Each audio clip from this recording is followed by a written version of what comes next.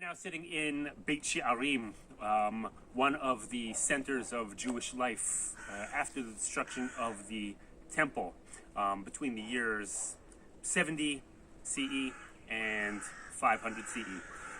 Rabbi Yehuda Nasi would bring the Sanhedrin from Shfaram, from the a little bit further in the Galilee, over here to Beit Shearim, and this is where he would build his house.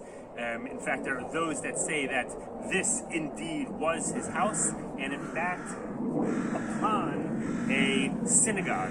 A little bit different than the synagogues that we know of today. It was a place of not only of worship, but also a house of study.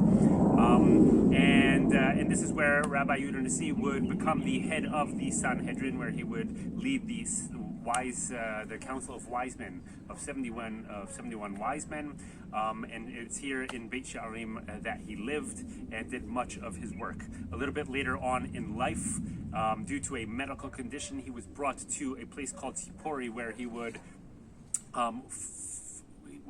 finish compiling the Mishnah, the oral law, and that is what would make him one of the most outstanding figures from this entire period of time. Here is an example of one of the entryways into the burial caves that we find all around this area.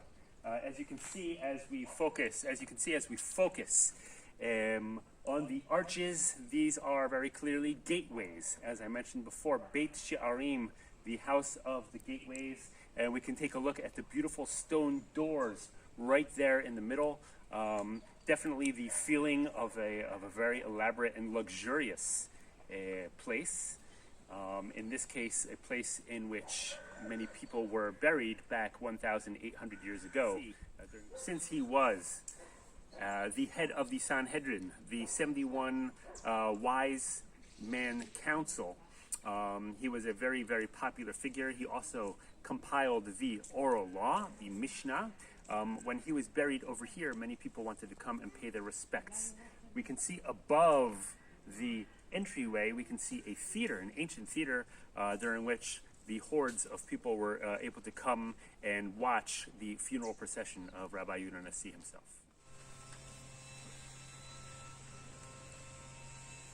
We're right now in caves that were only recently opened, despite the fact that they were found in 1936 and brought to the attention of Yitzhak Ben Zvi, who would eventually become the president of Israel. We're only now seeing these for really the first time. If we take a look at the depictions on the walls, we can see two ships, one over here, depictions of merchant ships, which help prove that, or help talk about Jewish seafarers, as the sea is only about 8 miles in that direction. So as you can see here in Beit Shearim, we've got many sarcophagi. All right? Sarcophagus in English means a flesh eater.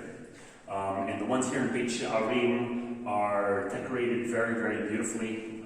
Only the rich were buried in sarcophagi. At first glance, they may not look like lines, but if you take a better look, you can see over here, this one has the mane, so that's the male line. This one does not have a mane, so there's the female line. You can see how beautiful this decorates the sarcophagus itself.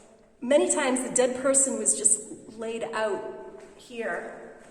And once the body decomposed, then the bones were gathered up, put into an ossuary, or a bone box, a stone bone box, and then those would have been inscribed, decorated, and stacked in the corner. So we hear in the Bible the idea of being gathered up to one's ancestors, and we think that's what was happening, that these were family tombs. The body decomposed. About a year later, the bones were gathered and stored away in an ossuary. So they don't make these things too big. Hopefully the dead bodies don't have to move while they're in here. But I would imagine that most of the people were a little bit shorter than I, probably 6 foot and under, in order to be able to fit into such a sarcophagus. So as we take a look at some of the sarcophagi, these are a little bit different because they're actually carved into the stone itself, and simply a lid, a big heavy lid was put on top. You can notice over here holes on each and every sarcophagus that's in the entire cave, because grave robbers came around and looked for the gold and other valuables that were often buried together with the bodies. I happen to be a Bat Kohen, and many people ask the question of whether Kohanim can actually visit Beit Shearim. There's a prohibition about Kohanim being around dead bodies, and they're really not supposed to go to cemeteries unless it's an immediate family member. But since all of the graves here have been robbed over the years and there are no remains of dead bodies, there are those who say it's fine for a Kohen, or Bat Kohen in my instance, to come visit. So Rabbi Yehuda Nasi did not want to be buried in a fancy grave, in a sarcophagus with special designs. He did not want that to be known as the rich or the elite. And so he was buried simply here on the ground, on the floor, and covered up over here. When Rabbi Yehuda Nasi died, he asked to be buried here, despite the fact that the last few years of his life he spent in Sipori, which is where he compiled the Mishnah itself. He asked to be buried here in Beit Shearim, and once he was buried here, this place became the trend for all of the elite to come and be buried as well. That's why we've seen many of the different, very decorated sarcophagi in the previous caves. Archaeologists have come to the conclusion that he is indeed buried back over here because the names of two of his sons are over here.